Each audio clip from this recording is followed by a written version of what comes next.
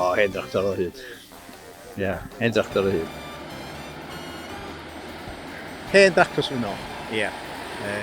Mae'n Harding Cyfrath di cynnig hen tractor o hen Massey Ferguson 65 wedyn. Dwi'n gobeithio wneud hwnnw i fyny yn y blwyddyn nesaf yma. Mach o ddau, ond dyddiau yma, pan mae rhywun yn mynd hyn, tractor newydd. Gael ti'n mynd mwy o waith o'n diwrnod? Swn i'n licio dreifio un o'r rei mawr yma, dwi'n meddwl. So, dwi'n meddwl mae rei hen. Swn i'n gwybod sydd wedi danio tractor newydd.